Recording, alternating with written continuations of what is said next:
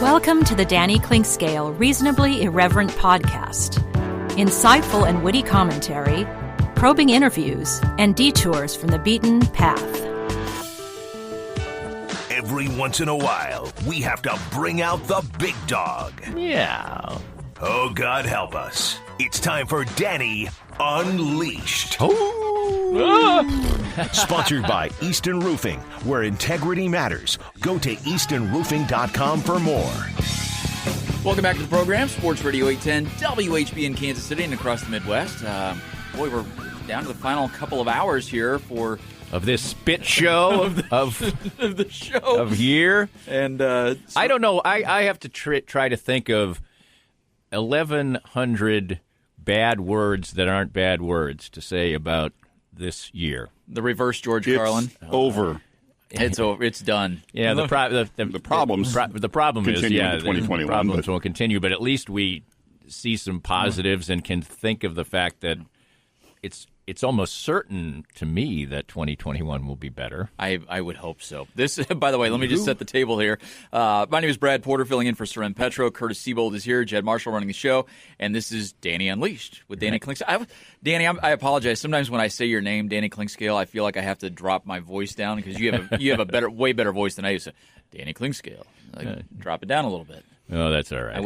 If I can, help you out in any way, Brad, that would be just fine. And just a shout out to Easton Roofing, who of course makes this segment possible all year long, and they're a big sponsor on my Kansas City profiles on my website as well. And my best and biggest sponsor, my biggest sponsor, but all my sponsors are great.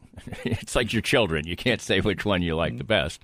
You can tell us, Danny. And I don't really have a favorite out of my two daughters, to be honest. Even if in my darkest thoughts, I wouldn't say that. But, it was one of the things that you really try to cling on to really cool things in your life when you're going through a year like this. I mean, this year for me would have been bad whether there was no COVID or not. Right. My dad has gotten very sick. My wife has had some health problems. She broke her ankle this year. I mean, it's been bad. But anyway, the Christmas Zoom with my daughters was just absolutely wonderful. I mean, really wonderful. When you've got two 20-somethings who really want to talk to their dad for an hour and 45 minutes, and we sort of have to end up cutting it off. That's pretty good stuff. That's pretty amazing, and that's great. They're great girls, and it really put a smile on my face. That's for damn sure, and that's been hard to do in this year. There's no question about that. And we've clung to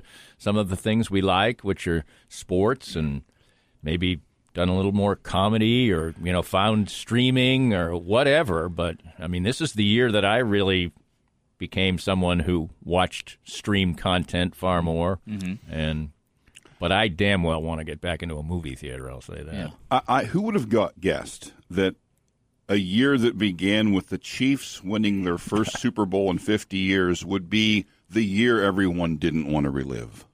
And it happened fast. Yeah, it was a month. I mean, the Chiefs just got that bad boy under the wire.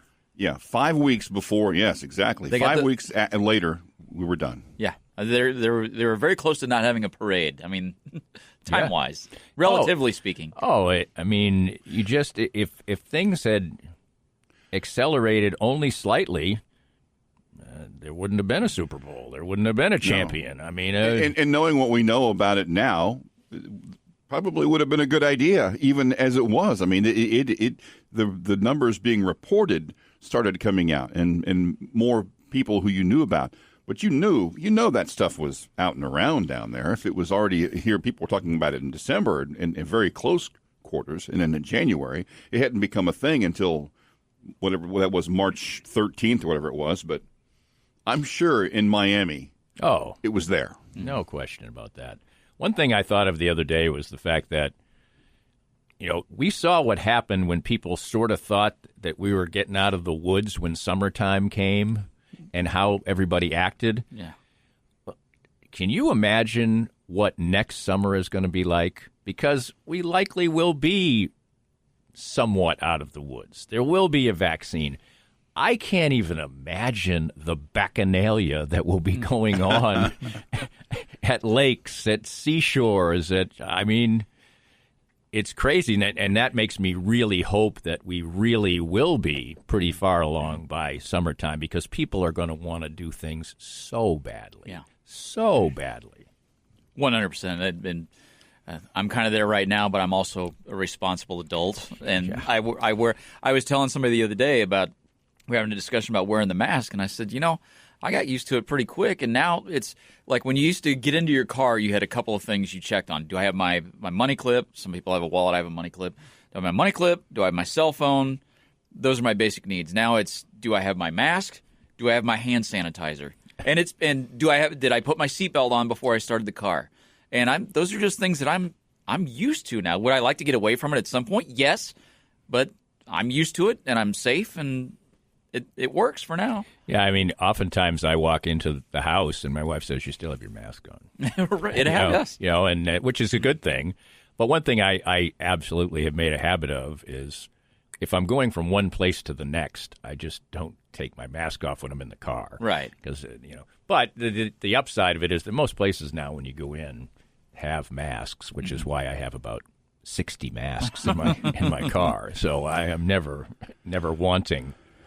Would you have guessed when things began to shut down that where did you think we would be on New Year's Eve of 2020? Did you think when it first shut down, I would have thought that we'd be watching the ball drop and having a party and dancing. Yes, when when it first occurred, I would never have thought that.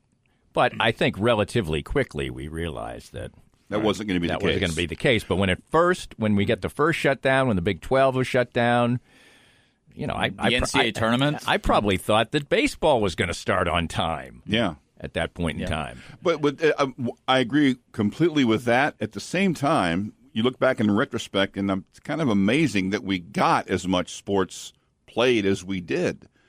I wouldn't have expected. There's certain times you would have expected they would have had basically not an entire baseball season, but a 60-game season and all the playoffs. The NBA would have been able to finish what they were going to do. Oh, but eventually. The NFL and college football, for the most part, started on time and had complete seasons. At least in the NFL, I wouldn't have guessed. That was something of an accomplishment based on where we were at the beginning of July. Oh, I think in 6 or 8 weeks, I got to the point where I thought we weren't going to have a lot of things. I didn't think for sure we were going to have college football. I thought that pro football was in doubt. Absolutely. It's weird that those two things can sit side by side, but that's just what this year has been. I don't necessarily know if we didn't try too hard to make all these things happen. Probably did. I think pro football, pro sports, I don't really have that much of an issue with it, I guess. I think in college we did try a little too hard. I think, with all the cancellations and all the things that went on and all the students that, you're trying to get people to do the right thing and at an age when it's just not necessarily natural for them. 18 to 22-year-olds, no. And but they're going to crown a national champion. It will be, I think, in the end, a worthy champion, unless it's Ohio State. But, if they win 2 games against top-notch opponents, I guess you can't say it's not a worthy champ. They don't belong there, but if they have been allowed to be there and then they go and beat 2 great opponents, then I guess you can't sneeze at it. What about Dabo Sweeney? Talking about Ohio State, saying, well, because he voted them 11 in the coaches poll, which, by the way, maybe the first time he's ever voted in a coaches poll. We all know what goes on behind the scenes. It's the SIDs who fill out the coaches poll. But maybe he didn't. Maybe he didn't, and then he just had to talk about it like he did because it became public. But what he said was he put Ohio State 11 because he wasn't going to put any team that didn't play 9 games in the top 10. And I think he's got a legitimate point, but that just, again, I'm kind of with you. Ohio State, I don't think really should be there. Based on what I saw from Oklahoma last night, I think maybe them or Texas A&M should have been there. But if Ohio State beats those 2 teams, then...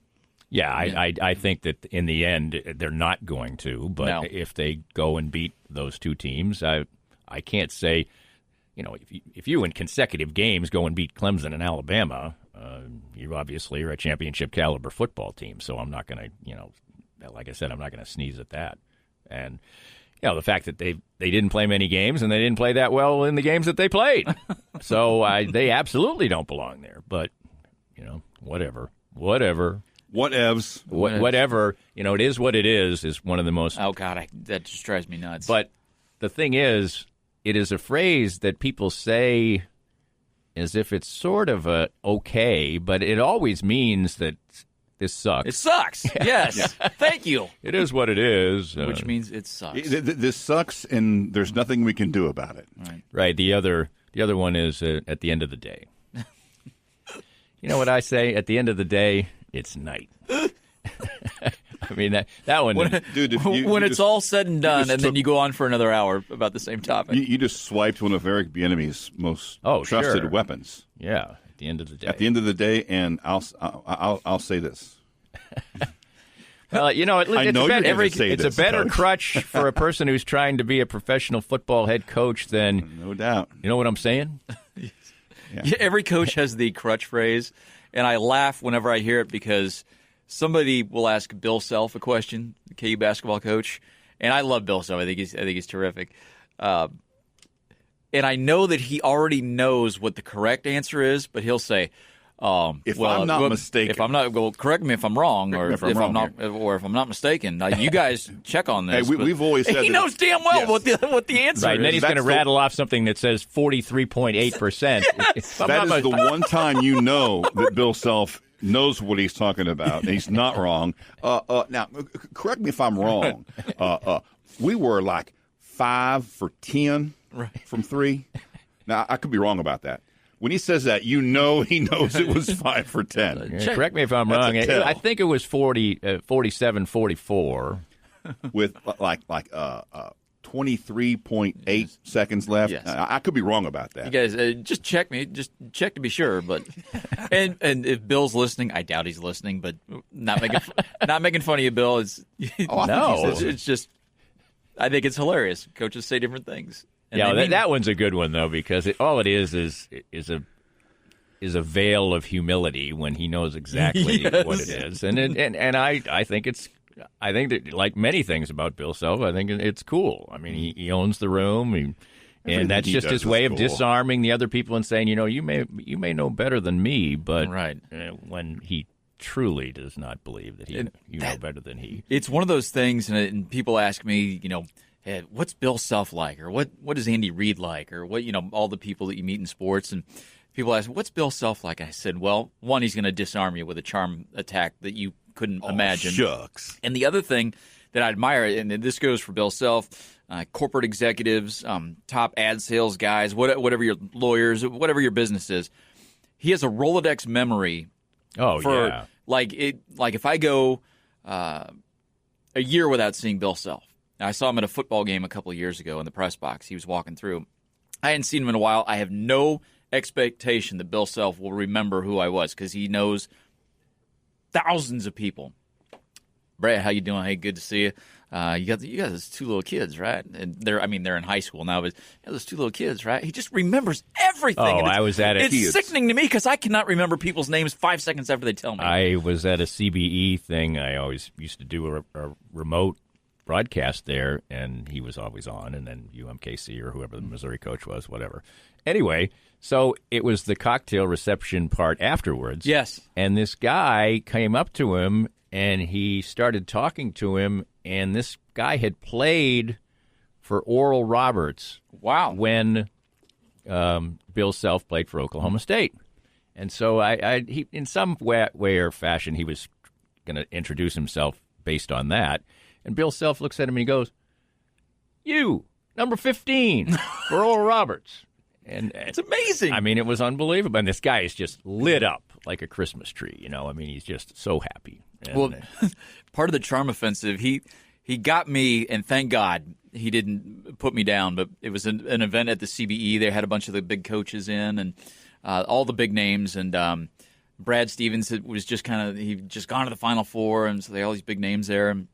And it was the year that KU got knocked off by VCU. And so I was asking 2012. So I was asking all the coaches. 11. Was it 11? 12 we went to the final. they went to the Final Four. That's right. So I was asking all the coaches, including Brad Stevens and I think Mike. The reason I remember the thing, sorry to interrupt you, is the fact that I always covered KU throughout the tournament. Mm-hmm.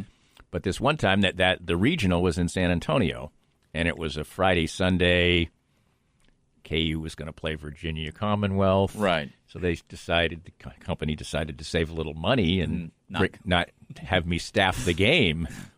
Boom! Shakalaka. So one of the games they lost, I actually watched on television. One of the few games in an entire 20-year span that I wasn't at. But anyway, I'm sorry to interrupt. Oh, no, that's okay. That's It's funny how you try to predict things and you can't. Right. Sports. You just can't. No. So Brad Stevens was there, and I think Mike Bray was there from Notre Dame, and I can't remember all the other coaches. And I thought, Brad Stevens is here. This is a perfect question.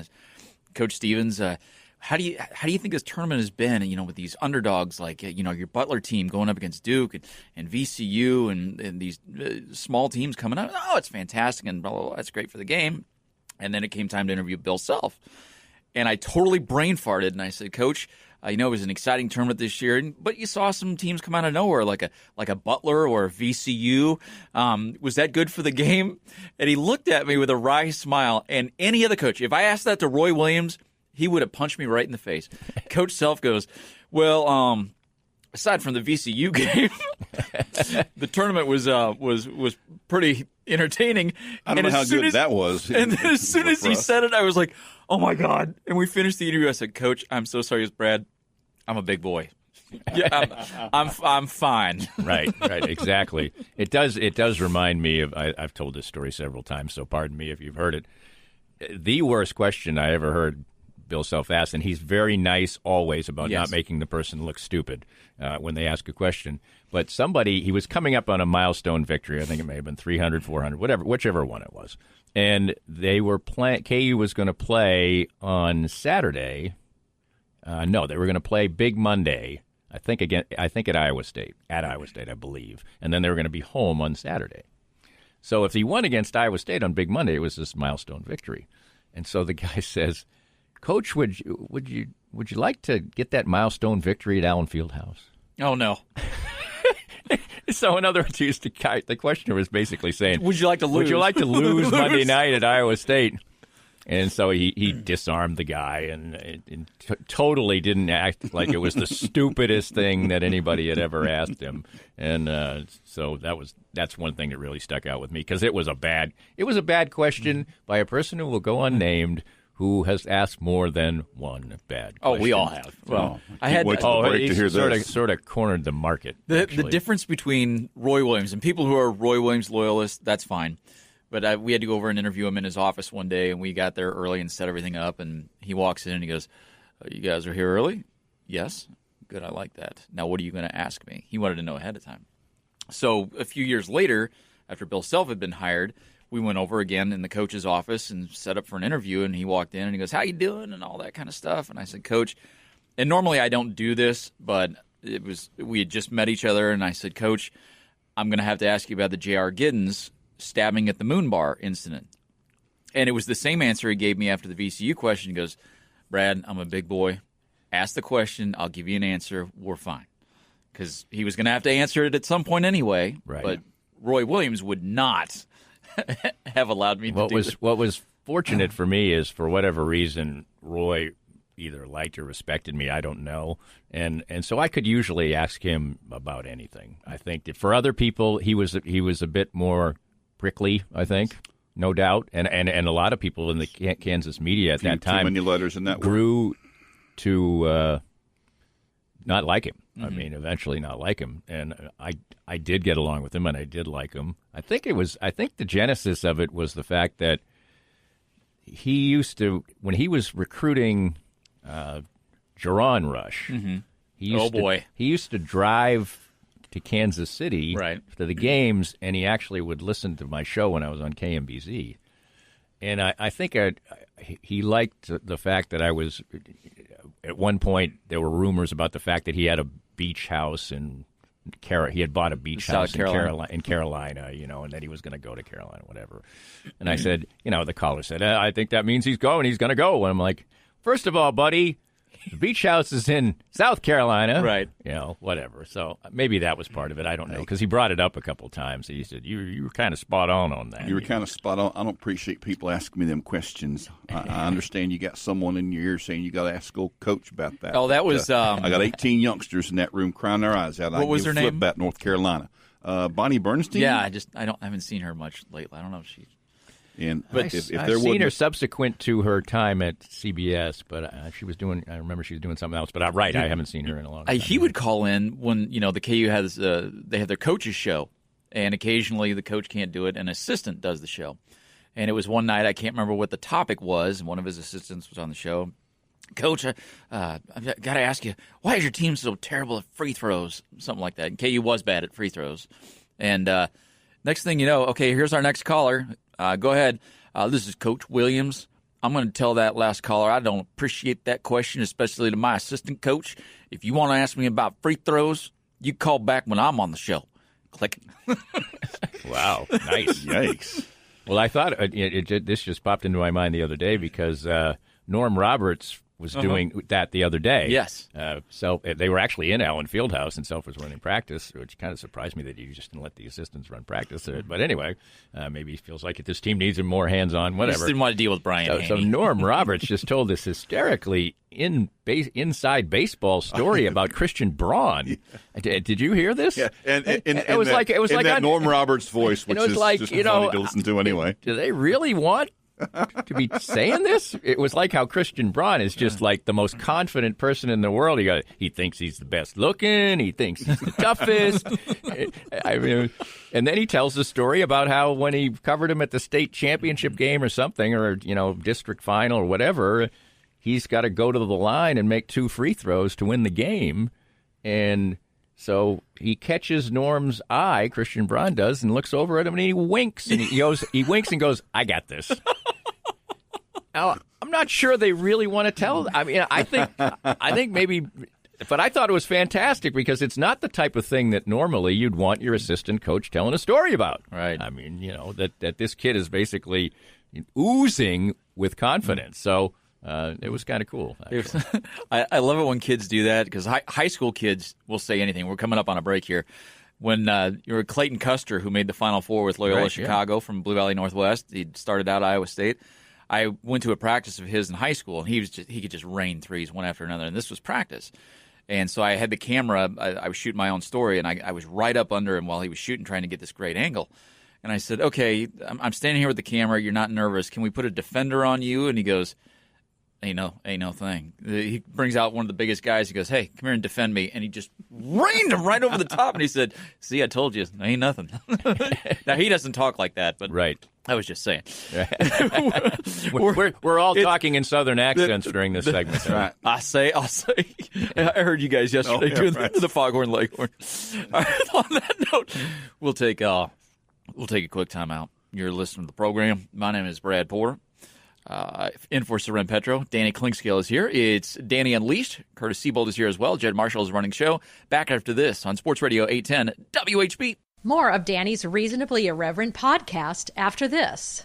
I'm here with Joe Spiker, owner of Easton Roofing, and boy, we had to negotiate a million things in 2020, but Easton Roofing navigated them all. As 2021 rolls out, what should we expect this coming storm season?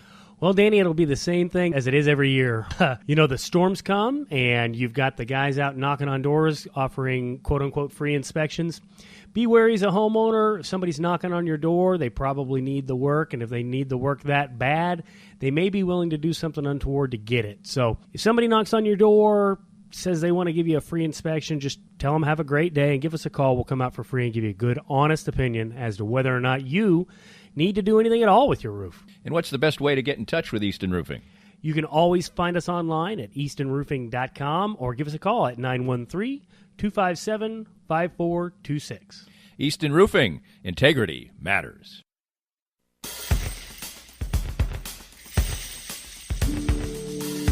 All right, the Joe's Kansas City Barbecue burnt end of the hour answer. Tigers, the Zoo dropped by 20 at home last night. What was the last year that a ranked Missouri team lost by 20 at home? Well, they haven't been ranked in a while. My guess is it might go all the way back to the Big 12 days, maybe KU. It does, and it was. Oh, okay. 1995. Ooh. On January 9th, the Tigers debuted in the AP poll at number 17. That night, they lost at home to number 3 Kansas, 102-89. Oh, I thought of that, but I didn't think – not that particular. I'm not saying I remembered 1995 or whatever. But,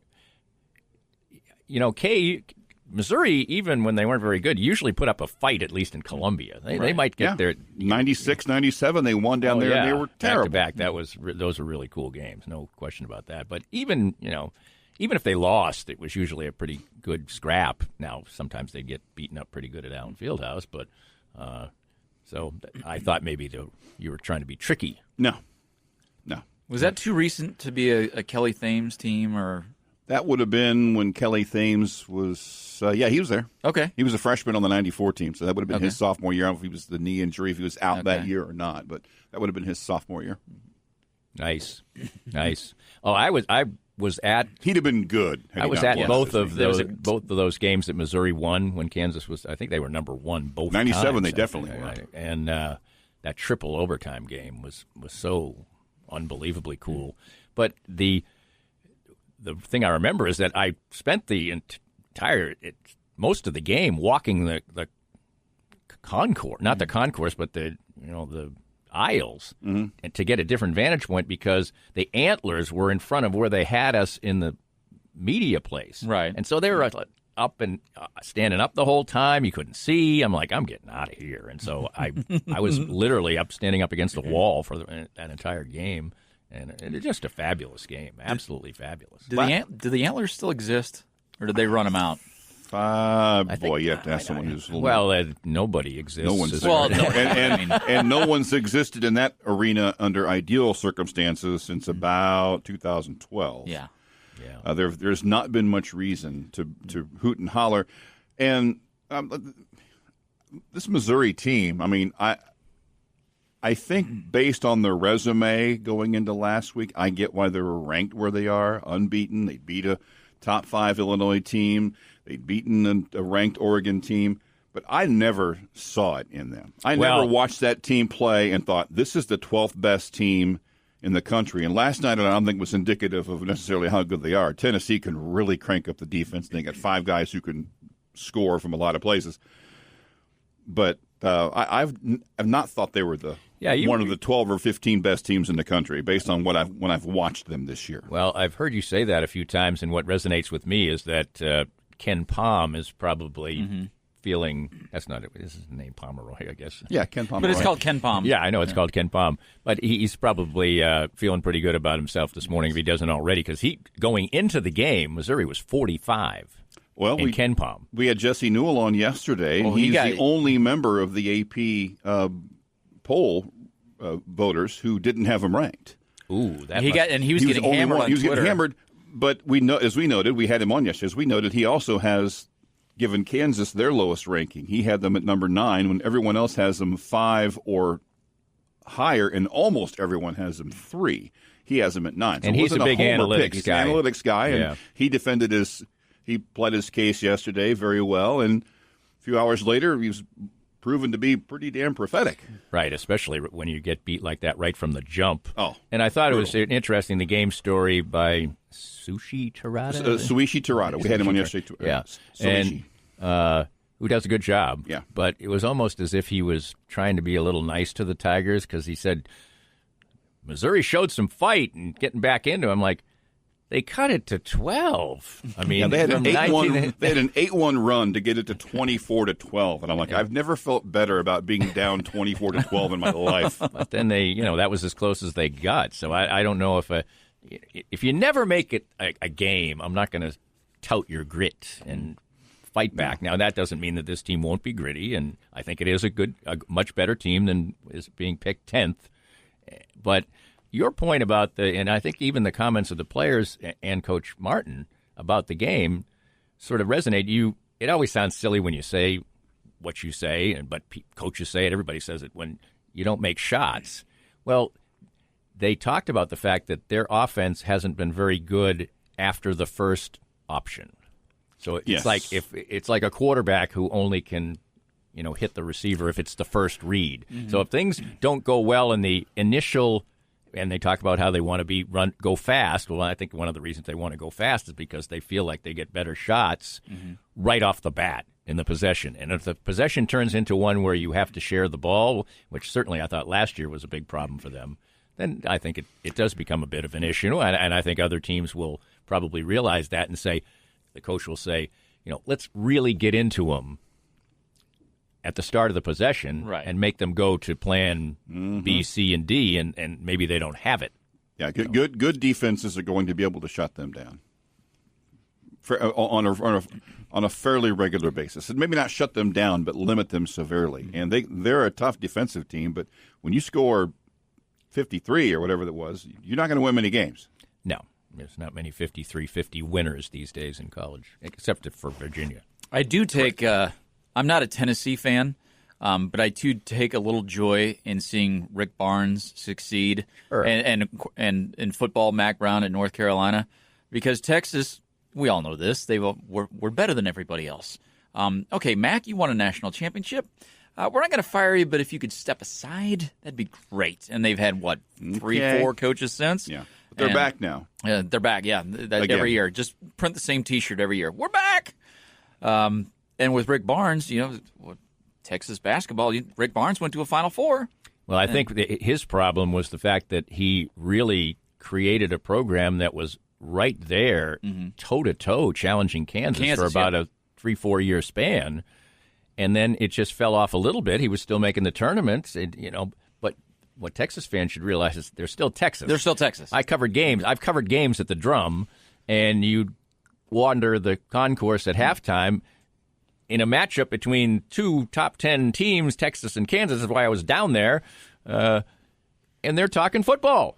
Right. Yeah. And you can hear the conversations of all these fat cats, and all they're talking about is football. And they're at a basketball game, and a high-level one that I think Texas maybe was winning at the half. I don't remember exactly, but you have to know who you are. I always use we talked about this many times, but I was born in a small town in Iowa, so I grew up an Iowa Hawkeyes fan. Iowa Hawkeyes fans know exactly who they are. If you're talking about football in particular, not going to compete for a national championship ever, probably. Maybe make a run at a division title to make a Big Ten championship game, but there's always the heartbreaking loss. Go to a decent bowl game, win your 8 games, 9 games, maybe 10. Go to a Peach Bowl. Well, and then treasure when you go to the Rose Bowl. Yeah, once every 10, 11, 12 years, go to a Rose Bowl, and we're good. How does Kirk Ferentz been there so long and he's not done anything? Because he does what Iowa fans expect. They're a winning team. They go to bowl games every year. They put a lot of guys in the National Football League. Yep. They've got talent. They got good coaches. And they've got nice uniforms, too. They do. Love them. My favorite, obviously. And they have the greatest in-stadium tradition now that there could possibly be. Yes. After the end of the first quarter. Yes. It particularly looks neat when it's a night game and they all turn around and they wave at the kids. At the Children's Hospital. In the hospital. Yeah. Wow, that is cool. You cannot watch it without weeping. I cry every time. And the opposing teams will join in as well. It is absolutely gorgeous. Now, wasn't anybody to wave this year, the one game I saw, but that is something special if you haven't Curtis, seen it. you're going to make me cry. That does. Every time I see it, I'm like, and I've seen it a dozen times, but every time you see it, it's like, oh my God. This again. No, it's just... Why is the screen blurry? Right. Well, like I said, you treasure and hang on to things in 2020 even more than you did before. I'm kind of like that. I'm like, I'll be sitting at even somewhat of a silly movie in the theater, but then it'll get to an emotional point, and I don't know whether it's I'm thinking of my daughters or whatever. I'm like, what are you about to cry about here, buddy? What's going on? Yeah. But I guess in the end, it's a good thing. There's no. I found there's no middle ground on the movie Love Actually. Either people really hate it, they think it's cheeseball, and the story makes no sense. I really like it. Oh, do you? Okay. Absolutely. I watched it again the other day. It's a terrific movie. Somebody wrote a column about how horrible every relationship in the movie is, and I'm like, okay. Yes, it actually was. That was a funny read. It was funny, but I was like, I didn't want to read that because then you think, okay, some of these relationships are creepy. You got the guy cheating on his wife. You got the guy whose wife just died. And He's his the sister, prime minister, and he's already hitting on the help. What is going on there? That's and then not. The guy whose wife has died, and his sister is telling him, you need to get back out there and shag somebody. This is the day after the funeral, that type of thing. When I read it, I was like, well, it is quite horrible. But I love the movie, and I was watching it the other day, and they get to the scene at the end when the little boy is running through the airport. Right. And I'm just like, oh, God. No. Do you movie. Do you watch the? Have you either of you guys watched the Queen's Gambit? I have not. I've been told by a half dozen people I need to watch it, including. It's really very well done. It's not a pleasant romp. I mean, it's fascinating and interesting. Anyway, there's a character who is. I think he's probably about to go away now, but he's a stud chess player in the circles where she is starting to develop as a great chess player. And he's from the South, and he wears a cowboy hat and boots and everything. He doesn't look anything like a chess player, but he's really good. And it's the kid from Love Actually plays. Is it really? Oh, wow. Who's now 30. And he's actually had quite a good career. I forget his name. But he's in Game of Thrones. Yeah. So he's really carved out a nice career, but could there be a cuter kid? The only thing I don't like about the movie that was reminded me of it, I only watched I just happened on it the other day, and I saw the last 30 minutes. Now, I love Bill Nighy always. Oh, yeah. I mean, he's just fantastic. And that sort of established him as a movie, not star, but someone who started getting really great parts one after the other. And anyway, during the Christmas season, I had heard this. I've been in a lot of places where they're playing Christmas music, and All I Want for Christmas Is You just plays over and over and over again. And I was like, I'm sick of that song. Well, I don't like the song, and I had forgotten that it actually was in the movie, but in the movie it's cute. I mean, the little girl sings. But I don't need to hear it anymore. And the Alan Rickman, Emma Thompson, that thing, for one. Two of the best in the world. Alan Rickman is amazing, and Emma Thompson is absolutely my favorite. Yeah, maybe my favorite actor. Period in Hollywood. When she opens the gift and finds the CD. Oh God, it's crushing. No dialogue necessary. That brings down the house. And You're then just oh my God. She goes to the bedroom and she starts breaking down, and you're like, oh my God, her whole world's falling apart. She is brilliant. And then at the end, she's waiting for him at the airport with the family. But she clearly has assumed the power position in that relationship. I'll be wearing the pants from now on. Right. Or as they say in Seinfeld, I have hand. We better move on, or we'll just start ticking off all these. That's okay. We'll go down another rat hole. No. By the way, New Year's Day. Mariah Carey makes over $1 million a year on that song because it's played so many times on royalties. I guess what I also noticed during the Christmas season about Christmas songs is that I know for a fact that what I heard over and over again more than any other Christmas song was I'll Be Home for Christmas, if only in my dreams. I mean, by 1,000 artists. It's like, wow, I didn't know that was literally it's the white Christmas I think of now. Right. That everybody records it and everybody, plays it. So. And wasn't that written about soldiers coming home from I'm not positive. I think it was. Probably. All right.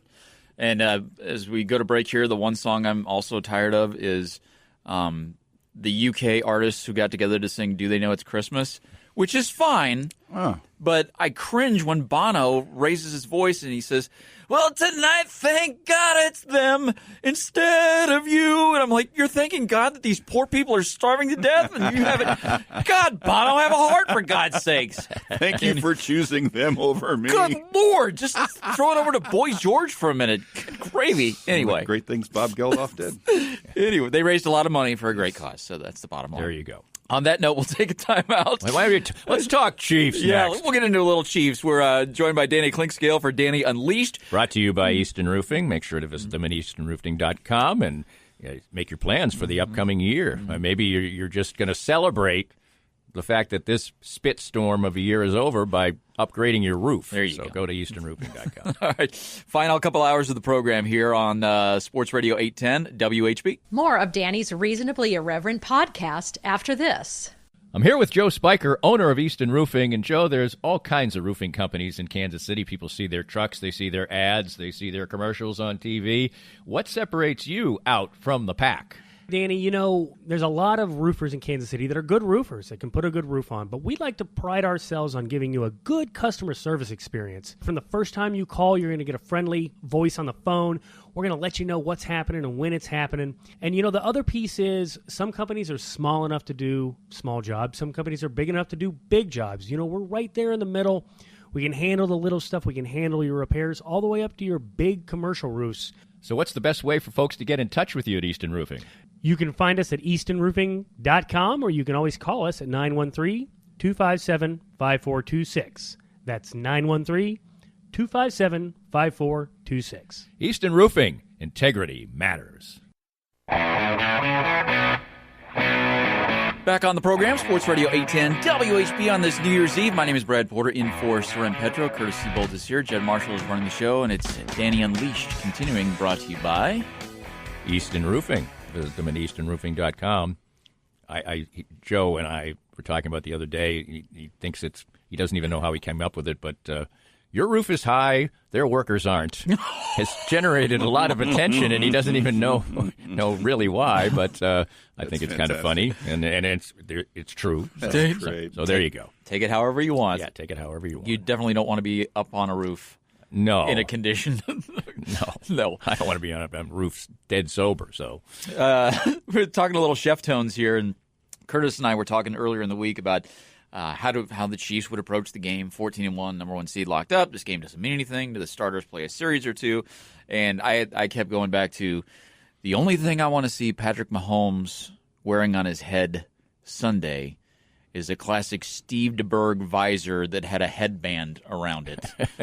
I agree with that. The only, they're not going to go into the postseason with a lot of momentum, but so what? And Curtis made a good point the other day. I heard on the air. What if they went out and were going to play two series and they did what they've done a lot this year, which is get off to kind of a slow start, and they pop up a couple 3-and-outs. Then what, are you tempted to play another series? Also, it's the Chargers, and I don't think anybody, I think their guys are going to play, I think. So do you want Joey Bosa chasing? He's on the injury report. Oh, there you go. Well, maybe that's an excuse to. But if he was healthy, do you really even want to? There's no reason to take any chance. And the bottom line is that last year they came out and stunk at the start of the playoff games anyway, and overcame it. So what are you trying to prove? I just, no, they should not play anybody. These offensive players, when you talk to them, don't seem to be the kind of players whose confidence in their own ability to score is easily shaken. No, and it's not going to be shaken if they come out and are bad early in the playoff game. They'll be able to lean on the fact. Now, I don't think they should. I have said this a million times. I absolutely don't think they could replicate what they did last year. No way, shape, or form. They put themselves in those scenarios again. It ain't happening 3 times. Sorry. Especially if it's Buffalo. Right. Well, I don't care. That looks like a team that could not just hold you off, but walk away from you. Right. Where they're playing right now. Yeah, they're playing great. The Steelers, not many other teams in the AFC, I think, could do that. The Bills, you get down 10, you could be down 20 quickly. So the game doesn't mean anything. Yeah, I just thought of the fans. I often think if you bought a ticket. Yeah, I often think of fans in any situation because, they really put their heart and soul into so many things, and these tickets are expensive, and you probably bought they're limited, right? So and they're more expensive, right? They're more expensive because they're limited, and you went out earlier, whenever it was, months ago, and spent. And no way you're getting going to your buddy and saying, "Hey, you want to buy the ticket?" A couple hundred. You can give it to him, but nobody's going to pay. So. I guess some people are going to go because they're stuck with tickets. That's what I think of. It is one of the things that fans get. There's a lot of ways fans get screwed. I think it's appalling how they handle fans for baseball rain delays and cancellations. Yeah. Appalling. Yes. But for things like this, nobody really bats an eye when this is an entertainment. Imagine if you went to the movies and all of a sudden you're supposed to see Emma Thompson and Alan Rickman, and up on screen it's two B-list actors in the same movie. Alan Thompson and Emma Rickman. I mean, you're going to be furious and want your money back, right? But it's good for the team, good for the squad. We need to rest them. Okay, whatever. Good entertainment today at the old bistro. Yep. It's like if you live in Oklahoma City and you're a Thunder fan and LeBron's coming in for the one time that season. Yep. And I got my kids tickets. We're going to go see LeBron. LeBron doesn't rest. That's a bad example. But right. You know Other what I'm players, saying? Steph Curry. Curry. He loves Steph Curry. Not playing tonight. Yeah. And that's just the role of Steph Curry will be played by some other guy. By the 15th guy on the bench. But at least you don't. Usually, if you go to it, and that's happened to me at a Broadway show, actually. But it's not as if a lot of times you have seen the other person in the role anyway. I saw the musical Memphis one time in Broadway, and they announced that the understudy was a matinee. The understudy was going to come out. This person just killed it. I didn't even know who the other person was, so it didn't matter to me. And this person was fabulous. So, but yes, it's not a good analogy in any way, shape, or form. But it's become accepted. 5 years ago, no way that would have been accepted as an entertainment. All right, we'll wrap things up here, and I'll just say I've only seen one Broadway show in my life. One time I was in New York. We went to go see Dirty Rotten Scoundrels, starring John Lithgow. And it was absolutely freaking hilarious. I was dying. Anyway, my lone experience with Broadway theater is in 1992 when I went to watch the Chiefs get blown out by the Giants the weekend before Christmas. I walked down Broadway past the Winter Garden. So that's it. Where Cats was playing. There you and go. I went, oh, cool. I did Broadway. No, you didn't. On that note, we will wrap up the hour. We got yes. That's today's edition of Entertainment Tonight. Hey, it's New Year's Eve. Right. I'm just here. It's We're just Danny gonna have fun. Unleashed. Read the sign. Danny Unleashed. Brought to you by Easton Roofing. Danny, thank you very much. Have a great 2021. Happy New Year to everybody. Absolutely. And go to DannyClinkscale.com. Absolutely. Check out the podcast. Danny, thank you. We'll take a quick time out. You're listening to the program, Sports Radio 810 WHB. This podcast was made possible by our great sponsors like Easton Roofing, the presenting sponsor of Kansas City Profiles at the Danny Clinkscale Reasonably Irreverent podcast. Easton Roofing, where integrity matters. We hope you enjoyed the latest Danny Clinkscale Reasonably Irreverent podcast. Come back soon for something fresh and new.